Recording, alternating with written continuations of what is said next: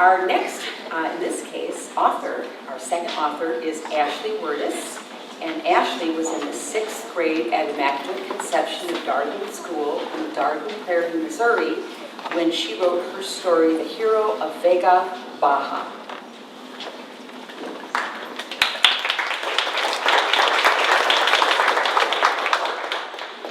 The Hero of Vega Baja, Puerto Rico, 1898.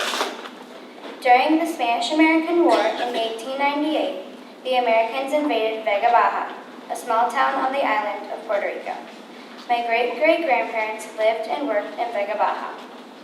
They had 12 children and loved the relaxing atmosphere in the little town. My great-great-grandpa worked at the school as a principal. He finished his work and dashed home from a tiring day at work. He dropped his briefcase on the ground, flung his hat off his head, and plopped down into a nice, comfy chair in exhaustion, waiting for his children to return home from school.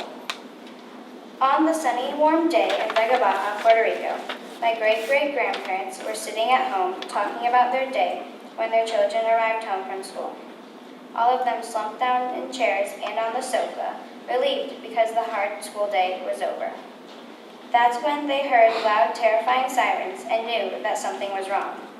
They were being invaded by the Americans. My great-great-grandparents grabbed their children and scrambled down the stairs into the cold, dark basement. They leaned in close, lowering their voices to a whisper, and said, "Be quiet, the giants are coming." The Puerto Ricans named the Americans the Giants because the Americans are very tall compared to the Puerto Rican people. My great-great-grandpa was the only person in the town who knew how to speak English. He knew he had needed to do something to help the people of Vega Baja. He stomped up the stairs, marched out the door, and went to talk to the giant American soldiers. He was able to convince the Americans to leave town. He saved everyone in the town by talking to the soldiers, and he prevented anyone from being hurt or killed. After the war ended, Puerto Rico became possession of the United States of America. My grandma moved to the United States as an adult and has remained here. Whenever she tells this story, she can imagine how terrifying the experience was for her family.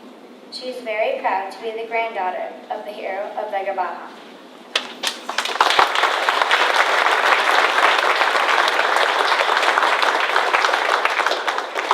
And I believe that your grandmother, Ashley, is here. Is that right? Yes. If you would raise your hand so we can recognize you.